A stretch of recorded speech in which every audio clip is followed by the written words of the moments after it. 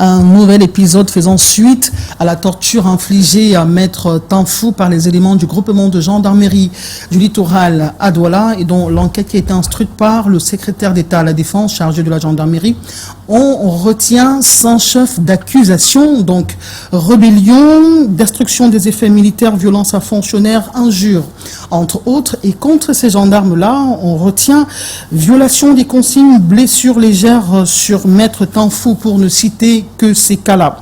Et donc le bourreau devient la victime. S'indignent les avocats du Cameroun. Une plainte a d'ailleurs été déposée par Maître Tanfou au cours de cette semaine et un collectif d'avocats constitué par le barreau pour le défendre. Bride scellé a posé sur les portes du REDAC Maître Alice Cohn, qui en est la présidente du conseil d'administration, a convoqué les dispositions de l'article 191 du Code pénal pour justifier son acte. On se souvient que quelques jours auparavant, le ministre de l'administration territoriale, Paul Atangadji, procédait à la suspension de 5 ONG au Cameroun, dont le REDAC pour une durée de 3 mois. Mesdames, Messieurs, bonjour. Bienvenue à la Rétro. Merci de nous accueillir chez vous. C'est le rendez-vous qui vous permet de revivre les temps forts de l'actualité de la semaine.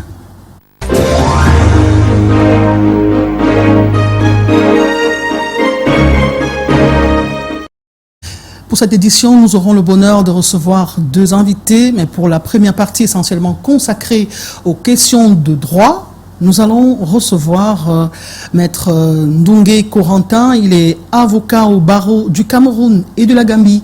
Maître, bonjour et merci d'avoir accepté l'invitation de la Rétro. Bonjour Monique, bonjour aux milliers de téléspectateurs de Canal 2 International. C'est toujours un plaisir de partager ce genre de banquet avec vous. Merci beaucoup. Nous allons réitérer cela tout au long de cette émission. On parle de droit. Et cette semaine, justement, on célébrait les droits de l'homme, la journée mondiale des droits de l'homme, à l'issue duquel on a été surpris, peut-être pas, de constater que le Cameroun est au dernier banc en matière de respect des droits de l'homme. On est 134e sur 142 pays. Qu'est-ce que ça vous fait, vous qui êtes avocat, défenseur des droits de l'homme?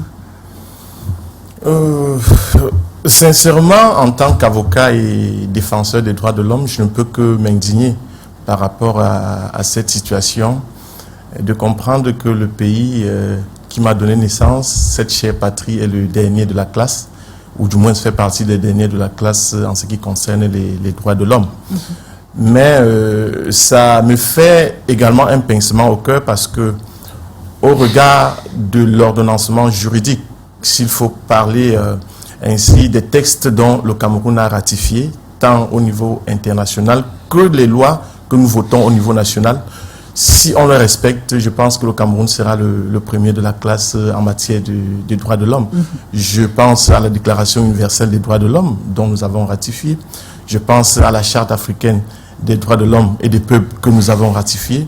Je pense au préambule même de la Constitution qui réitère ces droits de l'homme. Et je pense au Code de procédure pénale qui a de très beaux textes en ce qui concerne les droits de l'homme. Donc on ne peut que s'indigner et voir un peu l'embarras dans lequel le Cameroun peut se retrouver tant sur le plan national qu'international. Parce que vous avez, dans votre introduction, évoqué des cas de figure. Il n'y a pas longtemps, nous avons vu la vidéo de Longuet Longuet qui a été torturé. Nous avons vu également l'arrêté d'un préfet dans le centre qui interdisait même aux citoyens qui pouvaient faire ombrage, n'est-ce pas, à des instructions de ce pays, et être interdit de circuler dans le département dont il a la charge. Donc, on ne peut que s'indigner. Merci beaucoup, Maître Corentin Ndungue, pour cette première mise en bouche. Et donc, nous parlons de l'affaire Tanfou. Et cette semaine, une plainte a été déposée à la suite des résultats de l'enquête instruite par le SED, le secrétariat d'État à la Défense. C'était un tollé général. Et donc, nous avons donné la parole à vos confrères qui se sont exprimés leur émotion, leur impression et même la suite qui est prévue pour cette affaire. Nous vous proposons ce reportage et nous revenons derrière pour quelques analyses et des commentaires. Violence sur fonctionnaires, rébellion, destruction des faits militaires, entrave à la justice, injures. Voilà les 5 chefs de prévention à l'encontre de Maître Tanfou. Résultat de l'enquête instruite par le secrétaire d'État à la Défense. Ceci faisant suite à cette vidéo dans laquelle Maître Tanfou est agressé par plusieurs gendarmes. La victime est devenue le bourreau, selon les confrères de ce dernier, qui s'étonnent des résultats de la dite enquête. Au-delà de ce que nous tous, nous avons vu, vous les journalistes et moi, moi avocat, tout ce que nous avons vu, notre proposition, en direct, vous avez su l'indignation populaire qui tétanisait, qui ne veut rien faire face aux armes. Cependant, c'est M. Tanfou qui est poursuivi. Alors, et surtout qu'il est victime de la gendarmerie. C'est la même gendarmerie qui ouvre les enquêtes. Venant en réaction, il s'agit d'une forme d'aveu. Et il faut savoir que c'est leur droit le plus absolu de déposer plainte. C'est pour ça qu'on parle parfois chez nous de procédure croisée. Et parlant effectivement de procédure croisée, ils sont poursuivis et ils savent qu'ils risquent gros. La gendarmerie incrimine ces éléments sur 3 chefs de prévention. Abus de fonction, blessures légères et violation de consignes. Si il y a violation de consignes, les autres infractions posées contre notre confrère doivent pouvoir tomber. Parce que si les autres se sont de manière illégale, se sont retrouvés en train de venir porter une dame sans mandat d'amener, tu as simple convoqué une convocation, je pense qu'il y a un problème. Maître Tanfou a resté en justice et le barreau a constitué un collectif d'avocats pour sa défense. Nous sommes avocats, quoi qu'il se passe. Je puis vous dire, comme je l'ai dit, ces personnes que nous avons en face, nous vaincrons, n'est-ce pas, dans ce combat-là, pour la salubrité, pour que finalement le Cameroun devienne un état de droit. Selon Maître Tanfou, il a été torturé par des gendarmes alors qu'il s'opposait à l'arrestation de sa cliente sans mandat d'amener.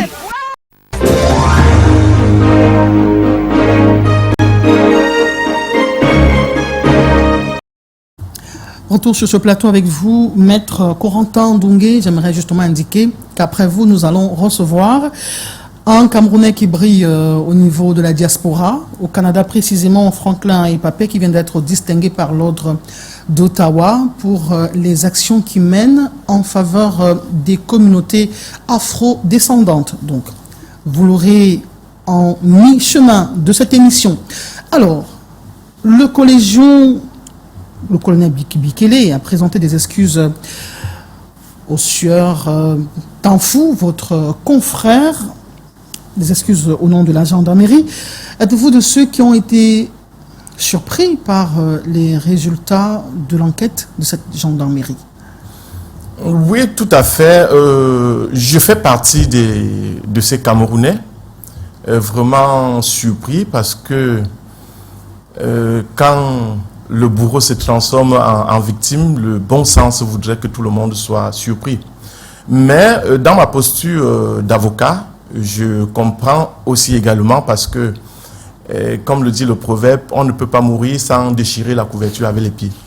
C'est-à-dire, ces infracteurs, ces officiers de police judiciaire, ces gendarmes, sentant l'étau se resserrer autour d'eux, je crois qu'il est de bon ton pour eux d'établir leurs moyens de défense. Nous avons évoqué tout à l'heure la déclaration universelle des droits de l'homme. Donc, ils vont se défendre. Mais permettez-moi d'utiliser l'image du ver de terre et de ses petits-fils pour vous expliquer mieux cette situation. Oui. Alors, le ver de terre raconte donc à ses petits-fils que le lion et les hyènes sont de très bons animaux. Ils ne dérangent pas. Par contre, la poule et le coq sont des animaux très très dangereux. Donc, les bons ou bien les mauvais, ça dépend de qui raconte l'histoire. Quand c'est la gendarmerie qui va mener l'enquête, vous ne pouvez que trouver de telles infractions qui, à mon sens, ne peuvent pas porter, parce que pour qu'une infraction soit constituée, il y a l'élément intentionnel et l'élément matériel. Maintenant, la rébellion, selon le code pénal camerounais, voudrait que M. Tanfou, mon confrère Tanfou, se soit opposé à un acte légal, à des instructions qui respectaient un certain canevas de la législation camerounaise. Nous avons vu tous la vidéo. C'est M. Tanfou qui est piétiné. On nous parle d'une convocation avec la mention des réceptions. On ne peut pas interpeller un Camerounais en l'état de droit avec une simple convocation. La convocation voudrait qu'on t'informe et que tu te déportes personnellement à l'unité pour être entendu sur les faits qui te sont reprochés. Maintenant, si la personne convoquée ne défère pas à la convocation, l'officier de police judiciaire peut dresser une deuxième convocation, peut-être une troisième, et puis rendre compte au procureur de la République, qui est son supérieur hiérarchique en matière de police judiciaire. Maintenant, à partir de ce moment, le procureur de la République pourra établir un mandat d'amener, qui donne maintenant la force à l'officier de police judiciaire pour interpeller le mis en cause. C'est le b.a.-ba quand même. C'est le b.a.-ba. Donc, comment expliquer que des gendarmes ne puissent pas le comprendre et l'appliquer tout simplement? Vous posez là un problème de fond, parce que à un moment donné, nous nous questionnons sur la formation même qu'on donne à ces gendarmes dans les centres d'instruction. Parce que nous avons l'impression à un moment donné que la formation qu'on leur donne, c'est comment torturer, comment utiliser la violence. Oh, le gendarme devrait d'abord être un pédagogue. Je sais, il y a des gendarmes véreux, il y a des bons gendarmes, parce que nous rencontrons aussi au quotidien. Le problème de la formation de ces gendarmes se pose. Il faudra qu'à un moment donné, qu'on mette sur pied des modules dans des centres d'instruction qui leur fait comprendre que le recours à la violence, le recours à la force, l'interpellation devrait être le dernier rempart, et que l'usage de la force devrait respecter à un moment donné la législation camerounaise. Donc, et il y a également la frustration, parce que, bon, sans entrer dans les méandres de cette profession, des gendarmes, parfois, c'est des gens qui ont un salaire qui ne les satisfait pas, le panier de la ménagère n'est pas très bon, et ils prennent la société comme responsable de ces agissements. Et à un moment donné, ça les frustre. C'est ça qui explique que les civils et les gendarmes, ou alors des hommes en tenue, comme on le dit trivialement, la police, la gendarmerie, les militaires, se regardent en chien de faïence. On a entendu, par exemple, dans les propos du barreau, qui rapportait ce qui s'est passé, les gendarmes auraient dit à Maître Tanfou, vous ne nous apprenez pas à faire notre travail. D'antan, quand il y avait une sorte de grève des enseignants, nous étions encore tout jeunes, on entendait des parents se plaindre de ce que les hommes en tenue leur auraient dit que répéter que mon CEP ou alors mon CEPE est plus grand que ton baccalauréat ou ta licence. Ça semble être un désamour permanent entre ces civils-là et les hommes en tenue. Qu'est-ce qui expliquerait ça? Le problème, il est profond, il est psychologique, et nous invoquons pour le déplorer. Puisque, voyez-vous, l'officier de police judiciaire, le gendarme, parlons des gendarmes, parce qu'il s'agit d'eux dans le cas d'espèce. Dans le cas d'espèce, il s'agit d'eux. Lui, il a un salaire qui ne lui permet pas de vivre normalement. Et à côté, il voit un avocat qui est dans un luxe, ou bien un citoyen lambda qui est dans le luxe terrible. À un moment donné, sans le vouloir, il peut s'en prendre à la personne. Et il y a également un autre fléau qu'il faut extirper, le mot chef. Parce que ce mot chef date de la connotation coloniale, où le gendarme était vu comme quelqu'un qui utilise la force et tout. Quand vous avez l'habitude de l'appeler chef, à un moment donné, il ne sait plus s'il faut te respecter ou bien il ne faut pas, et il faut le faire. Ou bien il faut respecter la loi ou bien il ne faut pas la respecter. Donc ce mot chef doit à un moment donné cesser. Le civil doit cesser d'appeler ces gendarmes chefs. On doit les appeler soit par leur grade, c'est des officiers, c'est des sous-officiers, et ainsi de suite, des adjudants. Qu'on les appelle et qu'on cesse de les appeler chefs, parce que quand tu dis chef, il prend déjà de l'ascendant psychologique sur toi. Donc voilà autant de choses, autant de frustrations d'ordre intellectuel, autant de frustrations d'ordre colonial qui peuvent justifier... Et matériel. Oui, matériel qui peuvent justifier le fait qu'aujourd'hui, ces gens nous regardent en chaîne de faïence. Il faut un minimum de confort pour pratiquer la vertu. Ah donc, l'avocat défend la veuve et l'orphelin, celui derrière lequel on se réfugie lorsque tout va mal. Les images que nous propose Collins Montouan, le réalisateur de cette émission, nous montrent un avocat qui est foulé aux pieds, qui est piétiné avec des rangers, au vu et au su de tout le monde. Qu'est-ce que ça traduit selon vous? Quel est le symbole derrière cette affaire? Un avocat, habituellement on dit, si vous me violentez, si vous violez mes droits, je vais faire recours à mon avocat. Psychologiquement, on se sent protégé quand on est en présence de son avocat. Mais là, dans la société camerounaise, au XXIe siècle, en 2024, un avocat est piétiné en mondovision. Qu'est-ce que ça traduit dans le subconscient des citoyens? Alors, qu'est-ce que ça renvoie? Monet, le poisson pourri par la tête. Si au niveau international, nous sommes les derniers de la classe en ce qui concerne le respect des droits de l'homme, cela prouve à suffire que même au niveau interne, nous serons le reflet de ce que notre hiérarchie nous propose. D'ailleurs, si on te demande de nettoyer une maison, tu ne vas pas commencer par la toiture. Tu ne vas pas non plus commencer par la fondation. Le bon sens voudrait que pour nettoyer une maison, tu commences par le sommet, c'est-à-dire la toiture. Parce que si tu commences par la fondation, le jour que tu nettoies la toiture, la saleté de la toiture viendra donc pour salir la fondation. Pour dire quoi? Pour dire que le Cameroun est au niveau international un cimetière des droits de l'homme. Nous avons évoqué tout à l'heure le cas de Longuet.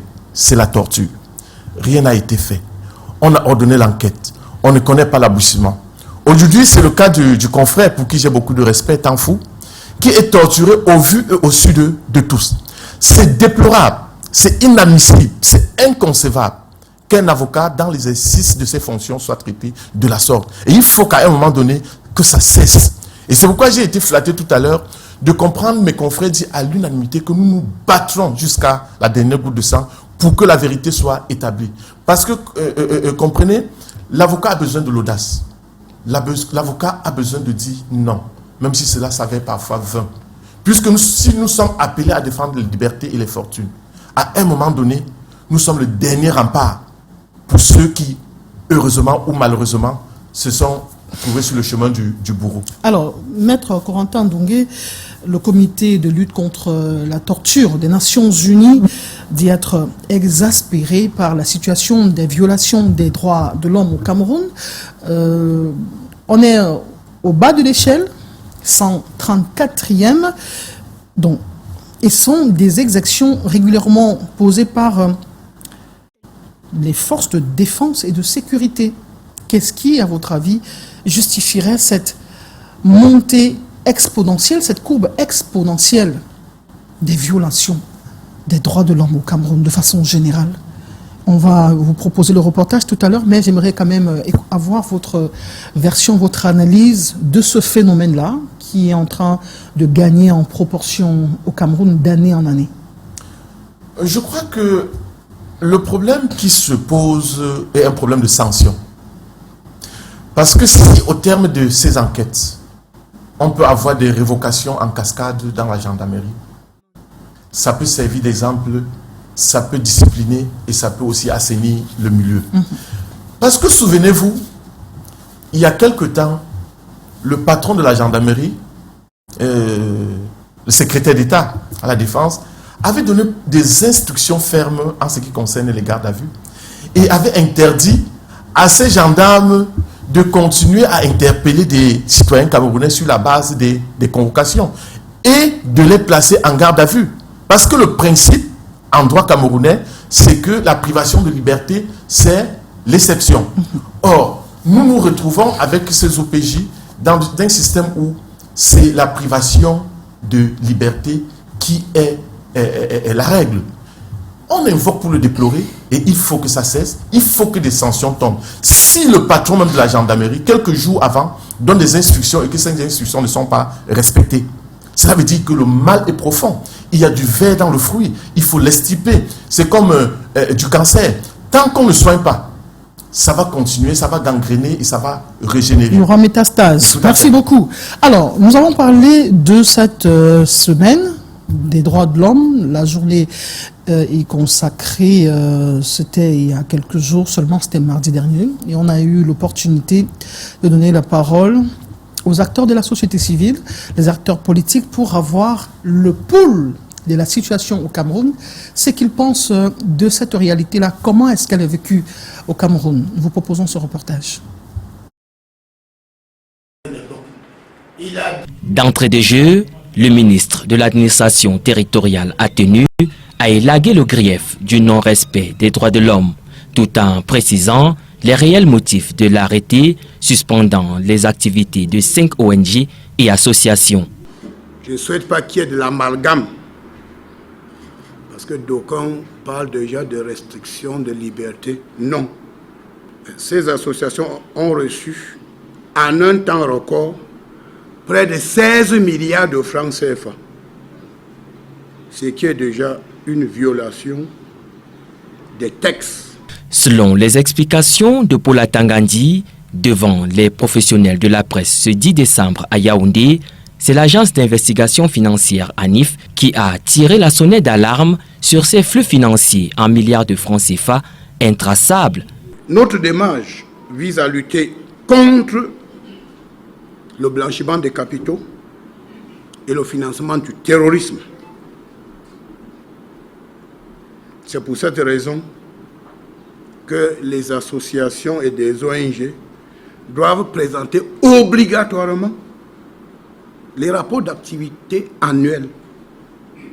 Un rapport d'activité et un rapport financier. Et le garant de l'ordre territorial de mettre en garde les banques et promet de sale temps pour les églises de réveil sans autorisation. Les établissements financiers au Cameroun, donc les banques agréées dans le sens de la Commission bancaire de l'Afrique centrale, ainsi que les établissements de microfinance, n'ont pas le droit de recevoir plus de 500 000 francs CFA sans que le MINAD ne soit au courant.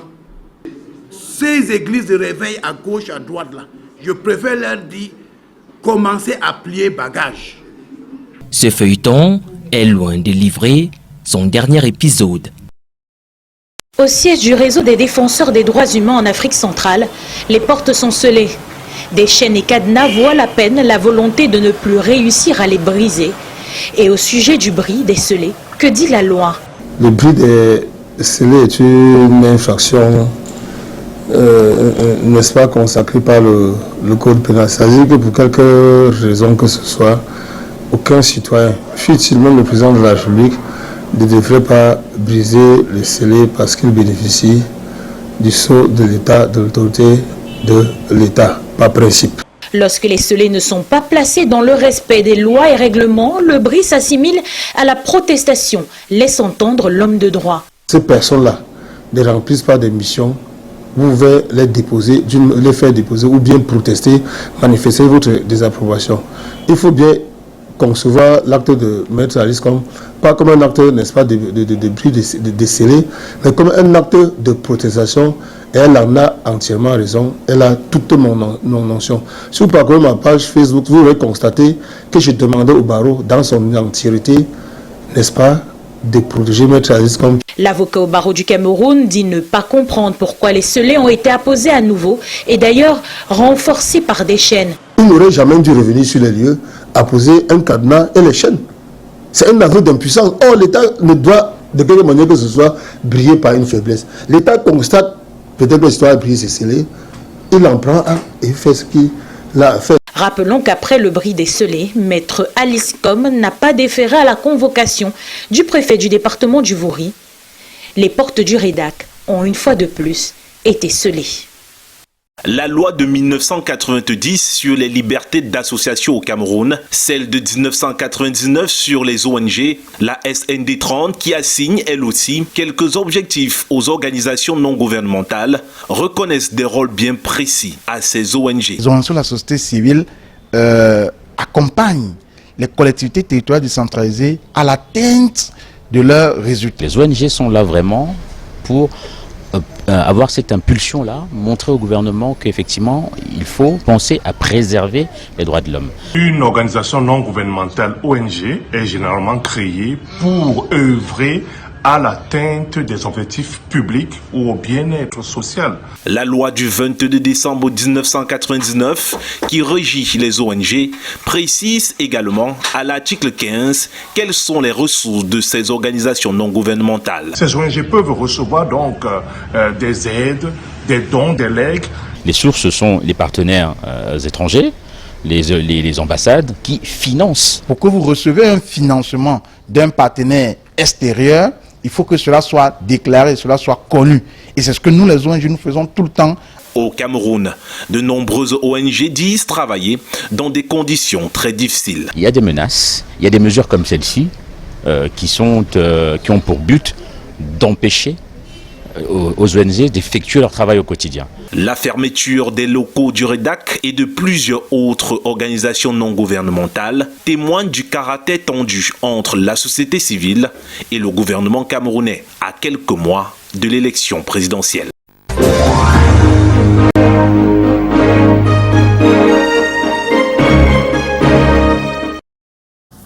Merci de nous retrouver sur ce plateau de la rétrospective de l'information, le rendez-vous des faits majeurs de la semaine pour ce qui est de l'actualité, pour ce qui est de l'information. Retour sur ce plateau avec notre invité Corentin Ndungue. Je rappelle, il est avocat inscrit au barreau du Cameroun et de la Gambie. Alors, maître, nous parlons des brides scellées dans cette succession de reportages qui vient d'être proposé à nos téléspectateurs. Que répondez-vous à ceux qui soutiennent que ces deuxièmes scellés, je parle de cadenas et des chaînes, représentent un aveu d'impuissance de l'administration et qu'elle aurait simplement laissé tel quel et tiré les conséquences de droit qui en découlent? Tout à fait, surtout qu'il y a tout un arsenal juridique qui protège l'administration camerounaise dans ces cas de figure, notamment l'article 191 du Code pénal qui traite de brides de scellés, et également l'article 27 de la loi du 22 décembre 1999 sur les ONG, et qui sanctionne des peines privatives de liberté et des amendes les administrateurs et les dirigeants des ONG qui continuent à exercer malgré l'interdiction de l'administration. Donc, je pense que l'administration, à travers le préfet ou bien le sous-préfet, devrait juste prendre acte et tirer les conséquences de la consommation de l'infraction. Et maintenant saisir des juridictions compétentes. Mais quand on va de convocation à convocation sur le plan administratif, cela veut dire qu'il y a quelque part où cette administration reconnaît quand même qu'elle est aussi dans l'illégalité. Quelle est la suite judiciaire qu'on peut donner à cette affaire, la suite à laquelle on pourrait s'attendre? Oui, il y a deux pans. Le REDAC a la possibilité de saisir le président du tribunal administratif de Douala, parce que c'est le tribunal qui est compétent en l'espèce, à travers une simple requête. Et le président du tribunal donc a 3 mois pour rendre son ordonnance, pour élever la mesure du ministre. Maintenant, à côté de ça, il y a une autre action du côté de l'administration. Par exemple, on peut engager des procédures pénales contre celles qui ont brisé les scellés, conformément à l'article 191, ou bien conformément à l'article 27 de la loi du 22 décembre 1990 sur les ONG. Maintenant, il y a une maxime dans le système anglo-saxon qui me plaît tellement et qui dit ceci: He who come to equity must come with clean hands. Cela veut dire quoi? Celui qui demande la justice doit avoir les mains propres. Est-ce que le ministre qui suspend le rédac a les mains propres? Est-ce que la loi lui permet de faire ça? Parce que je comprends ma consoeur maître Alice Lom dans sa réaction. Il y en a parfois qui n'entendent que le son de la terreur. Il y en a parfois qui ne comprennent pas le langage de la paix. Et parfois, il faut apprendre à hurler comme des lions quand tu es parmi eux. L'article 191 précise bien que ces scellés doivent être légalement apposés. Est-ce que les scellés ont été légalement apposés? Parce que j'ai eu dit que le financement du REDAC était illicite. Maintenant, je convoque la loi d'exemple 1999 sur les ONG, qui dit en son article 15 que les ONG ont obligation de faire état de leurs recettes et dépenses et qu'ils transmettent dans 60 jours au ministre de l'administration territoriale. Nous parlons des faits de 2021. Pourquoi de 2021 jusqu'à 2024, on a laissé cette ONG fonctionner? Vous comprenez donc que le problème peut être ailleurs. Maintenant, quand le ministre prend acte, l'article 22 de la même loi lui donne la possibilité de suspendre. Pourquoi en 2021, quand le rédacteur lui a transmis ses états financiers, ses comptes, ils n'ont pas pris des mesures draconiennes pour peut-être suspendre? Vous comprenez aussi que 2025, c'est demain. Et puis, il y a 5 ONG, il n'y a pas que le REDAC. Maître Dongué, le ministre de l'administration territoriale n'est-il pas dans son rôle en tant que celui qui doit veiller à ce qu'il y ait la paix de façon permanente, de veiller à ce qu'il n'y ait pas des ingrédients qui perturbent l'équilibre social?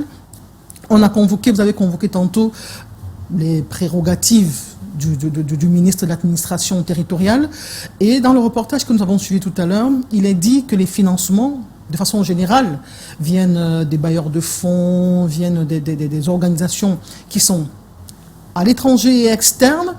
Parfois, il faut questionner l'objectif des financements et les attentes justement après financement.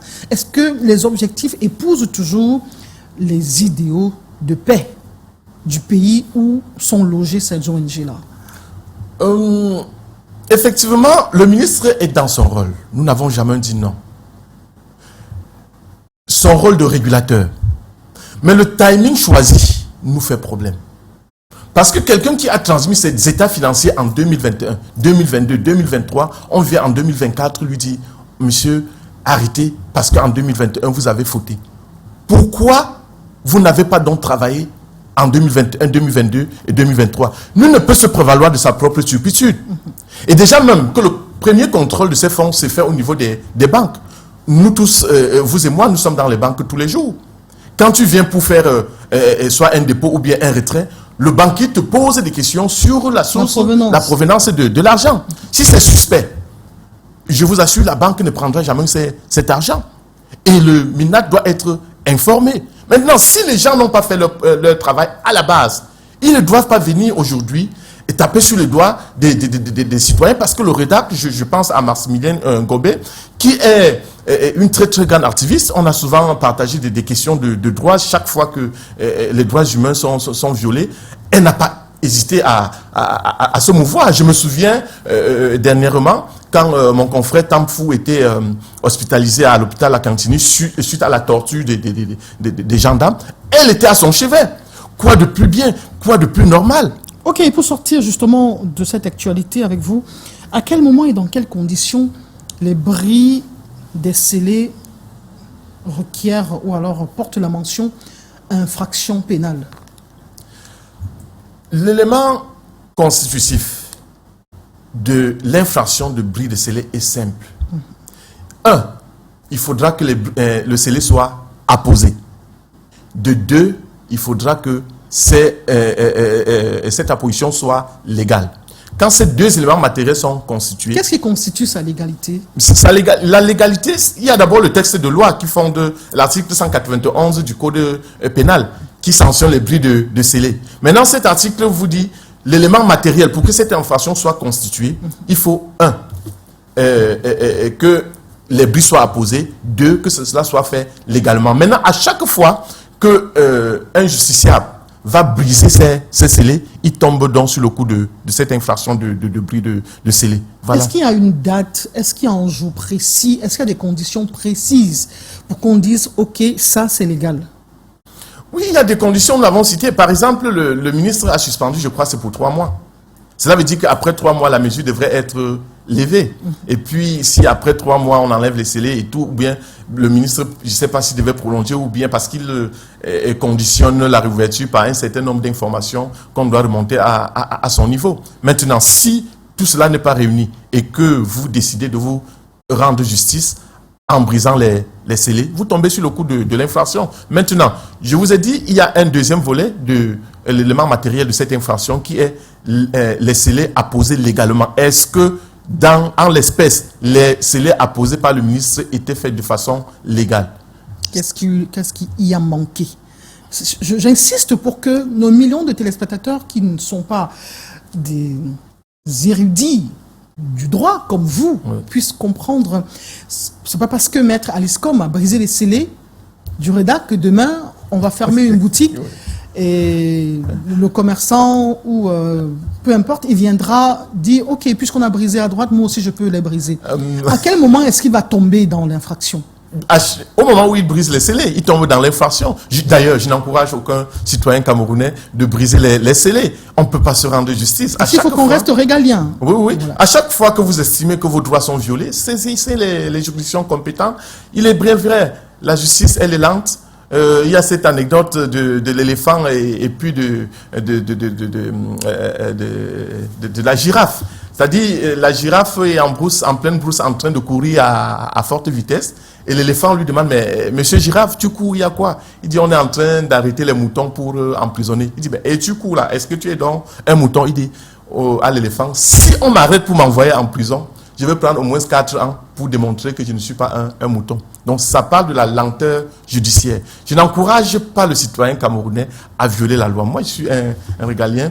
Et... Merci. Je voulais justement que cela sorte de votre bouche, Maître Ndongé.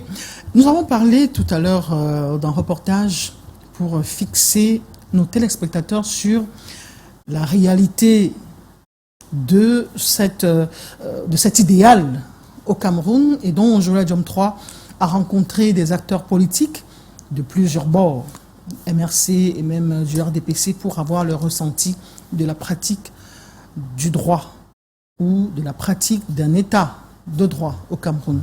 Reportage. Selon le classement 2023 de l'état de droit produit par le World Justice Project, le Cameroun est classé 134e sur 142 pays. Ce classement tirerait la sonnette d'alarme sur le non-respect des droits de l'homme et par ricochet des libertés politiques. C'est le même constat que fait l'avocat et 3e vice-président du MRC, Emmanuel Sim.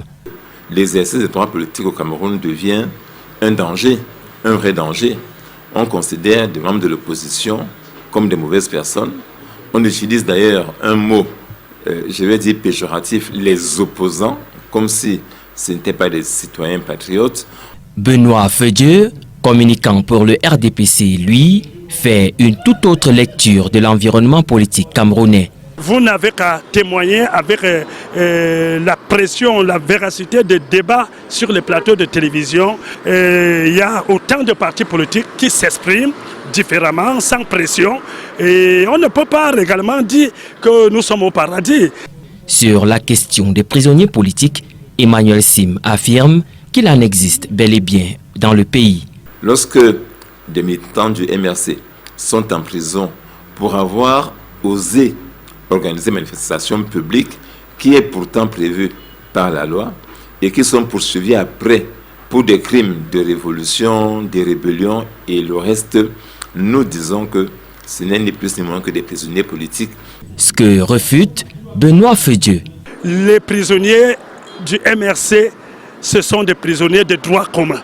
Quant à nous, nous ne connaissons pas pour le moment qui est de prisonniers politiques au Cameroun. Malgré l'arsenal juridique mis en place par le Cameroun, la question des libertés politiques reste sensible.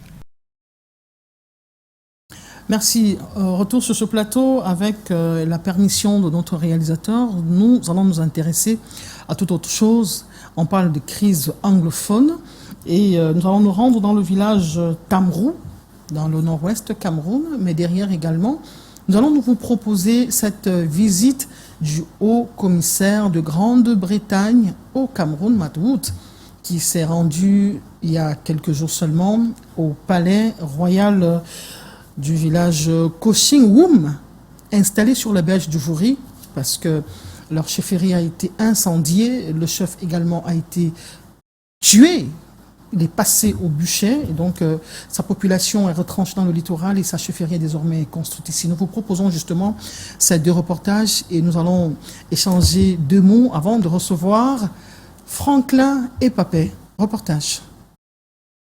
Dans le village Tamrou, la peur s'est installée. Depuis un mois environ, les habitants sont confinés. Impossible pour ces derniers de se rendre dans les écoles et les marchés.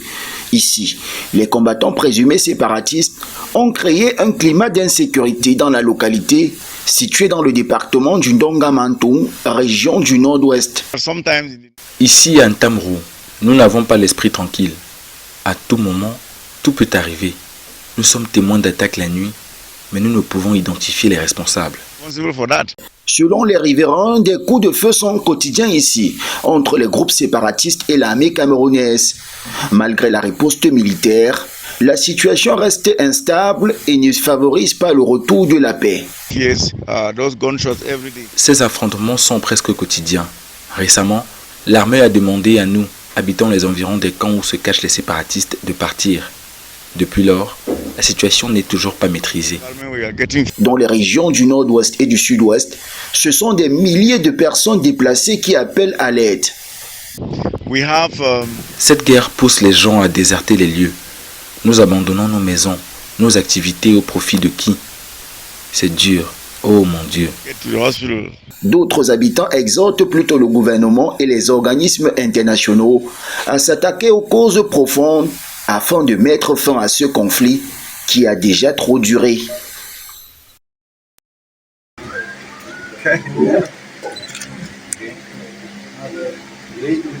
En attribuant le titre de notabilité de Tumfor au haut-commissaire de Grande-Bretagne au Cameroun, le chef supérieur du village Koching l'exhorte à apporter sa contribution au retour à la paix dans les régions du nord-ouest et du sud-ouest en crise. Le gouvernement camerounais met tout en œuvre pour que la paix revienne chez nous. Nous vous exhortons à apporter votre soutien, quel qu'il soit, afin que cette crise puisse prendre fin dans les régions du nord-ouest et du sud-ouest. La coopération entre la Grande-Bretagne et le Cameroun dure depuis plus d'un siècle.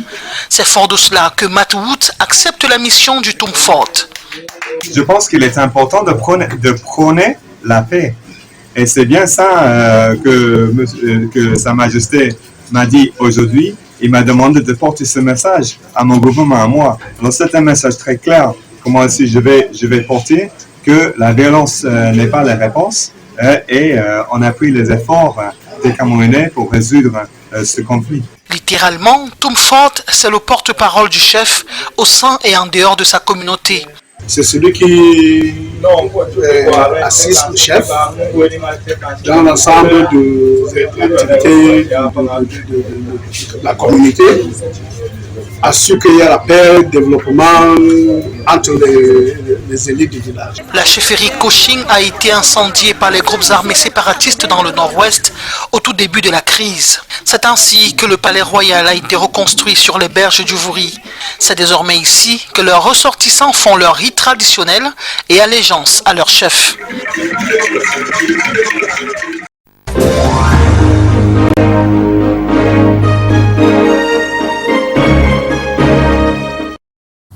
Et donc pour sortir de cette première partie, nous allons vous demander en 30 secondes quelles sont vos suggestions, des idées pour avancer le processus de paix dans les régions du Nord-Ouest. Vous avez vu le déploiement du haut-commissaire de Grande-Bretagne au Cameroun. Une solution dans un contexte comme celui-là n'est jamais assez. Oui, je crois pour ma part qu'il faut le dialogue. Un dialogue sincère. Qu'on se retrouve autour de l'arbre de paix. Et que les partis, les belligérants dialoguent pour enfin trouver une porte de sortie. Parce que rien ne justifie qu'une goutte de sang continue à couler dans ce pays qui nous est si cher. Le dialogue et le dialogue sincère. Merci beaucoup, Maître Corentin Ndongue. Nous vous remercions d'avoir accepté notre invitation pour commenter l'actualité précisément sur le versant du droit. Vous êtes un expert du droit et c'est volontiers que vous avez accepté venir sur notre plateau, expliquer à nos téléspectateurs les méandres du droit relatifs à l'actualité de la semaine. Merci beaucoup d'être venu. Merci infiniment. C'est moi qui vous remercie. C'est toujours un plaisir de partager des questions du droit avec des citoyens camerounais et pour davantage les édifier. Merci beaucoup. À très bientôt.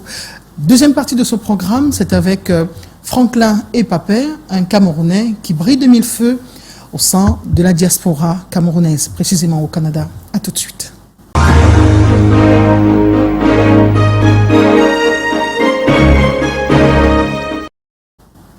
Retour sur ce plateau, nous consacrons la deuxième partie à la diplomatie et nous recevons sur ce plateau Franklin Epapé, c'est le Camerounais qui vient de décrocher la prestigieuse distinction d'ordre d'Ottawa. Franklin Epapé, bonjour et bienvenue sur le plateau de la Rétro. Bonjour et merci de me recevoir. Et surtout bienvenue au Cameroun. Oui, merci. Votre pays.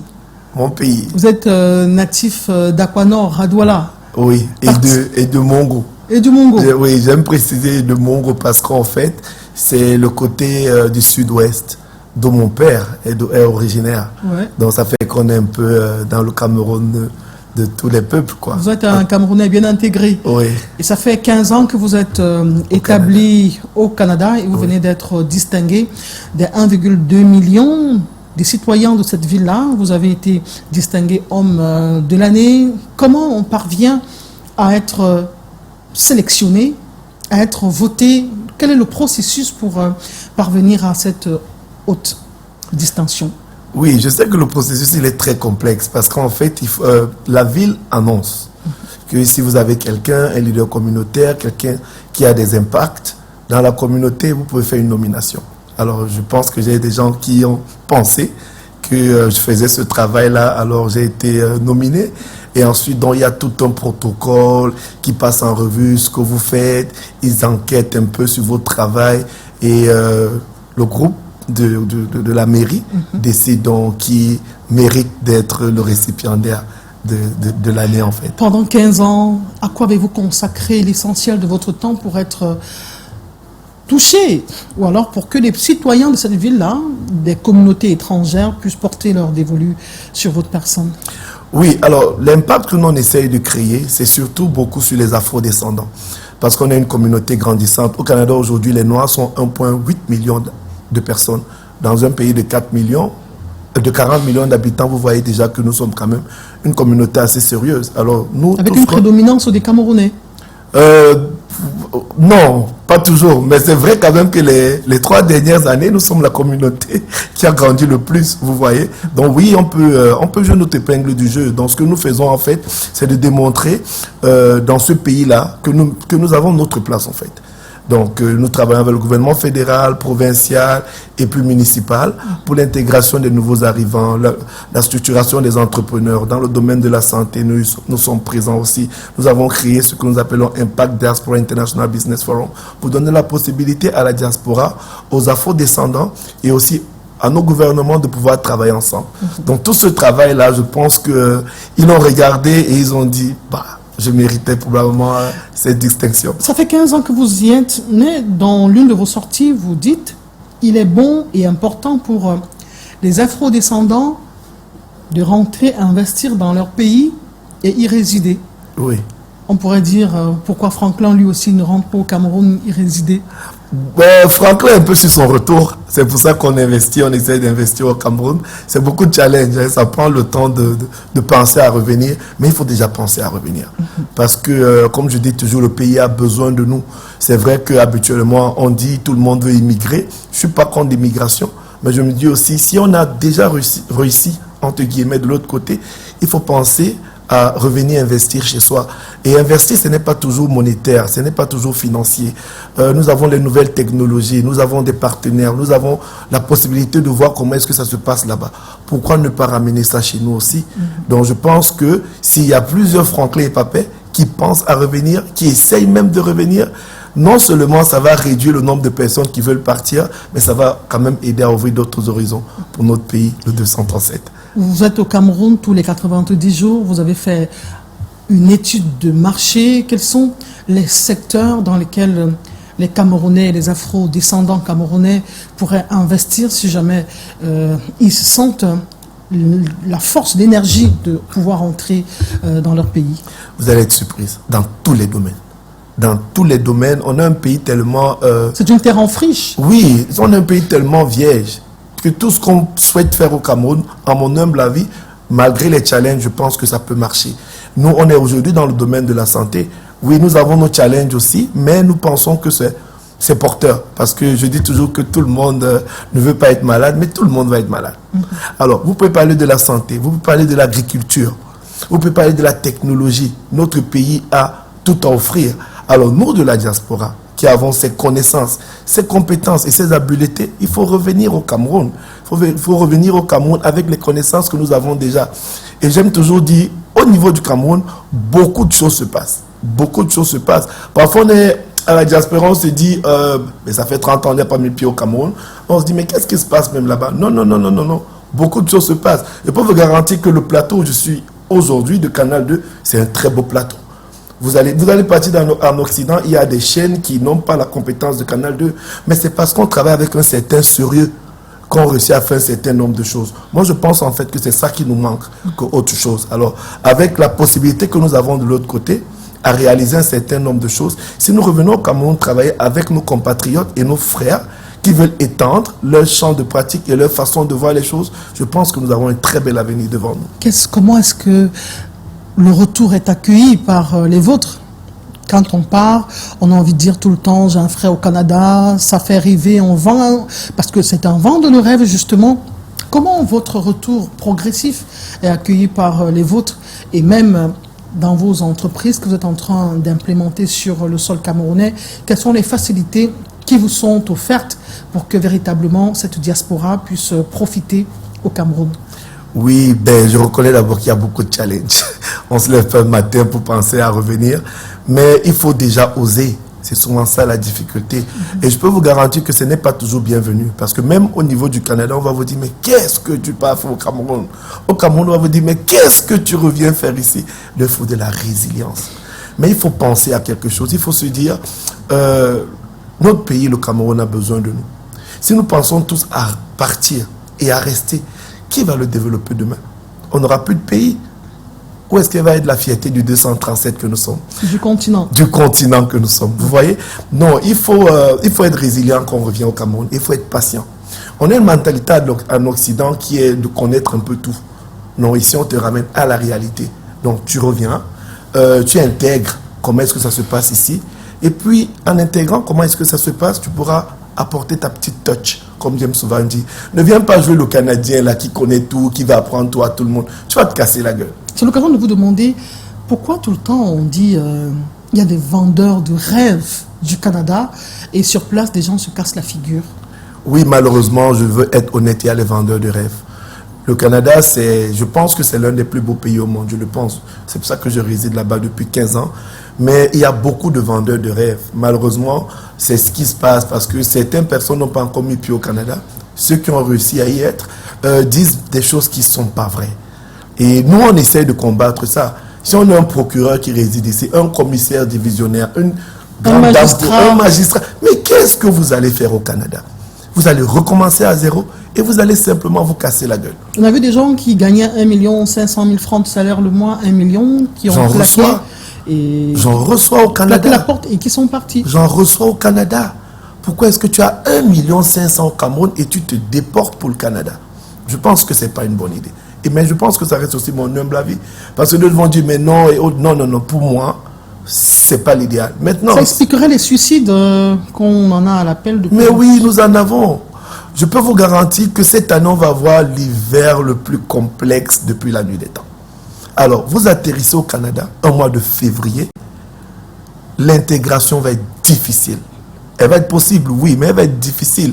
Maintenant, dites-vous que vous étiez ici, comme vous, là, bien installé, journaliste, vous faites 800 000 francs CFA peut-être par mois, et vous devez tout recommencer à zéro. C'est un long processus.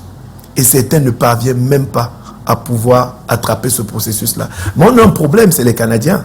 Et moi, j'indexe mes compatriotes qui sont là-bas, qui font rêver des gens. Mais non, si tu arrives, c'est beau, en 24 heures. Mais c'est un processus. Tu as des grosses voitures, tu as des grosses maisons. Mais tu recommences tout à zéro. C'est un challenge. C'est un véritable challenge. Donc, il faut qu'on soit clair. Est-ce que je suis pour l'immigration? Ah oui, je suis pour l'immigration. Parce que le Canada, il est grand. On est le deuxième pays le plus grand du monde et on est 40 millions d'habitants. Ça fait quoi? 3 semaines? Donc, oui, le pays, il est grand. Il a des opportunités. Mais ce n'est pas immigration à tout prix. Surtout qu'on est déjà bien établi au Cameroun. Moi, je dis toujours aux gens, je comprends que c'est souvent un challenge d'obtenir un visa canadien. Mais s'il y a des opportunités, venez d'abord découvrir le pays en lui-même. Vous allez vous dire, peut-être que je n'ai pas envie de rester ici. Peut-être j'ai besoin d'avoir un partenaire qui va croire en mon pays et qui va pouvoir investir au Cameroun. C'est pour ça que nous avons mis sur pied le Impact Diaspora International Business Forum, qui donne la possibilité aux gens de venir au Canada, découvrir le pays, avoir des partenaires et revenir investir ici, au Cameroun, où ça se passe. La problématique que nous avons, c'est que nous avons un voisin au Canada qui a plus de 350 millions d'habitants. Les États-Unis. Alors, non, on se tourne toujours vers ce voisin-là. C'est notre premier partenaire. Nous, on nous appelle le petit US, right? Mais nous pensons que nous pouvons influencer les Canadiens à penser différemment, à mieux connaître l'Afrique et pouvoir venir investir en Afrique. Donc, c'est pour ça que nous travaillons fortement. Vous avez parlé de santé dans laquelle vous vous investissez au quotidien. On va parler de couverture santé universelle. La journée y consacrée a été célébrée cette semaine. Et au Cameroun, c'est en expérimentation.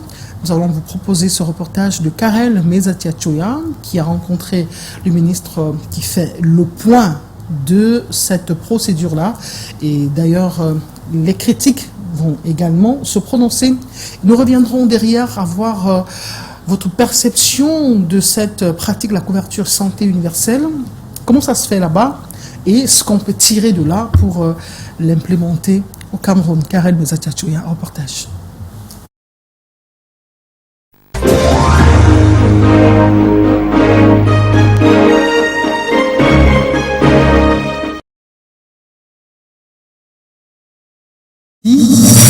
Eh bien, pour l'hémodialyse, on dépenserait 15 000 francs CFA pour chaque santé pour les femmes qui vont accoucher pendant leur processus 6 000 francs. L'idéal serait que tous les Camerounais aient cette couverture santé universelle. Comment ça se passe à Ottawa, dans le pays où vous êtes établi? Oui, effectivement, nous avons la chance, là-bas au Canada, à Ottawa, d'avoir cette couverture santé. Donc, si j'ai un malaise, je pars à l'hôpital, on s'occupe de moi. Et c'est vrai qu'on m'occupe aussi ça dans mes taxes. Hein. Ce n'est pas un gratuit, mais oui, nous l'avons. Et nous pensons que c'est important dans chaque pays du monde entier. Aujourd'hui, nous avons le Rwanda qui le développe de façon magnifique. Il y a toujours cette possibilité d'avoir des soins publics et des soins privés, dépendamment de notre portefeuille. Mais ici, c'est de donner la possibilité aux citoyens lambda qui n'a pas de l'argent de pouvoir se soigner. Parce que, comme vous savez, la santé, c'est tout ce que nous avons. Donc, pour moi, oui, au niveau du Canada, c'est plutôt très facile. Avec notre cas de santé, effectivement, nous avons ces soins-là gratuitement. Et je pense que c'est ce que le gouvernement camerounais est en train d'essayer d'implémenter. Comment l'implémenter de sorte que ce soit tous les Camerounais dans leur entièreté puissent en bénéficier? D'après le dernier rapport de la Banque mondiale, les Camerounais sont de plus en plus pauvres. Alors, on traîne des maladies. Si on n'a pas de quoi manger, on n'a pas également de quoi se faire soigner. Comment l'implémenter? Tout à fait, mais c'est un processus. Hein. C'est un processus. Et je tire à mon chapeau au ministre Manaouda, qui fait un travail, à mon humble avis, qui est magnifique, sous la houlette du président Paul Biya. Le challenge, c'est que c'est un processus. Est-ce que vous savez que le pays le plus grand du monde, pas le plus grand en superficie, mais le plus riche du monde, ça a pris du temps avant qu'on accepte le Obamacare. Parce que quand Obama venait avec ça, l'universelle santé, on dit, mais qu'est-ce qui lui prend, ce monsieur-là? Mais aujourd'hui, on se rend compte que beaucoup d'Américains en profitent. C'est la même chose que moi, je vais dire au ministre Manaouda. C'est un processus. C'est un processus qu'il faut simplement déjà commencer à implémenter. Et c'est culturel. Nous savons qu'il faut payer pour avoir des soins. Alors, est-ce qu'on comprend même déjà c'est quoi? Il faut déjà comprendre c'est quoi. Si on comprend déjà c'est quoi, on va pouvoir déjà l'adopter et donner une chance à ce qu'on est en train d'essayer de vouloir faire pour les Camerounais. Moi, je pense que c'est une très belle chose. Je suis dans le domaine de la santé. Je peux vous dire que les gens manquent 1000 francs au Cameroun pour se faire consulter. C'est un challenge. Et maintenant, ce n'est pas qu'une consultation. Après, il y a des examens. Après, il y a des médicaments qu'il faut acheter. Alors, dites-vous que vous avez déjà un gouvernement qui pense à vouloir vous donner cet appui. Moi, je pense que c'est simplement quelque chose de magnifique. Vous êtes dans la santé au Canada, à Ottawa précisément, et on voit les Camerounais, notamment du corps médical, qui se vident tous les jours pour aller trouver du travail sur place. On a besoin de médecins, on a besoin des infirmières au niveau du Cameroun. Comment stopper cette saignée? Vous êtes certainement au Canada, mais vous ne souhaitez pas que votre pays n'ait plus de médecins ou d'infirmiers. Oui, c'est dommage. Je trouve que c'est dommage parce que nous avons effectivement besoin de garder nos professionnels de la santé ici. Parce que malheureusement, au Canada, c'est très alléchant, je peux déjà vous le dire. Les infirmières et les médecins ont quand même des bons revenus. Donc, ceci dit déjà qu'on va avoir des challenges à bloquer nos compatriotes qui sont dans le domaine de la santé, qui veulent voyager. Mais je pense aussi que c'est l'environnement de travail. Là-bas, on a des ordres qui respectent quand même l'humain. Et c'est d'abord déjà des choses qu'il faut commencer à travailler. Vous comprenez? Là-bas, si vous perdez votre licence de médecin ou votre licence d'infirmier, vous comprenez que vous n'allez pas pouvoir travailler. Il faut déjà qu'on puisse implémenter ça ici pour donner la valeur à l'humain, à la personne qu'on soigne, à la personne qu'on traite. Maintenant, pour ce flot-là, ben écoutez, je pense que moi j'ai une structure qui est dans le domaine de la santé. Et les challenges que j'ai, même pour payer les salaires, je peux vous garantir que ça n'aide pas beaucoup. Parfois, mes employés me tirent dessus, mais si ça n'aide pas, comment est-ce que le patron fait pour payer les salaires? Alors, si nous avons déjà une possibilité d'avoir déjà des moyens pour faire en sorte que le professionnel de la santé au Cameroun soit confortable, ça sera déjà une bonne chose. Ça va commencer à aider à réduire ce flot-là, je pense. Merci beaucoup. Et ça nous évitera de vivre les mouvements. On a trop supporté, on a trop subi, etc. Les mouvements de revendication du corps médical. Je rappelle, vous êtes le premier Camerounais à recevoir cette distinction qui a été créée en 2012 par le Conseil municipal. En 2012. C'est quoi l'ordre d'Ottawa? Alors, l'ordre d'Ottawa, c'est Canadiens qui vivent dans la région de la capitale fédérale, qui se distinguent, qui prennent un leadership pour le bien-être ou bien pour le quotidien de leurs compatriotes. Alors, il faut vraiment se distinguer en travaillant pour la communauté. C'est ça la base. Démontrer qu'on vient au secours, on vient à l'aide, ou alors on impacte le quotidien des gens. Et c'est souvent ça le challenge, parce que chacun est confortable. Hein? Tout le monde veut travailler de 8h à 16h, rentrer s'occuper de sa femme et de ses enfants, et puis that's it. Non, malheureusement, il faut aller au-delà. Il faut savoir qu'un Camerounais peut toquer à ma porte aujourd'hui. Un Sri Lankais peut toquer à ma porte, ou encore un Ukrainien. Il faut que je sois à même de pouvoir lui donner un coup de main. Pour les Afro-descendants, on a pu mettre sur pied, comme je disais tantôt, avec Africa Development Network, cette structure qui donne la possibilité aux Afro-descendants de créer leur entreprise. On a créé des programmes entrepreneuriaux. Aujourd'hui, on avait prévu avoir 200, mais on a doublé le nombre des entrepreneurs afro-descendants qu'on avait souhaité avoir. Et le gouvernement fédéral nous a fait confiance dans ce sens-là. On a les nouveaux arrivants. On a des gens qui entrent au Canada tous les jours. Vous avez les nouvelles personnes qui entrent au Canada. Comment est-ce qu'ils assurent leur intégration? Je vous parlais des gens que j'ai vus toquer à ma porte, qui étaient au bout du gouffre, qui voulaient se suicider. Il fallait que je les ramène à la réalité que non. Il y a des challenges, mais vous êtes quand même dans l'un des pays où il y a des ouvertures. Alors, il faut travailler cette mentalité-là. Il faut faire comprendre à nos enfants que l'opportunité est là. Moi, je ne peux pas être Justin Trudeau parce que je ne suis pas né au Canada. Mais mon fils, oui, il est né là-bas. Donc, c'est un pays dans lequel il peut triompher et il peut réussir dans sa vie.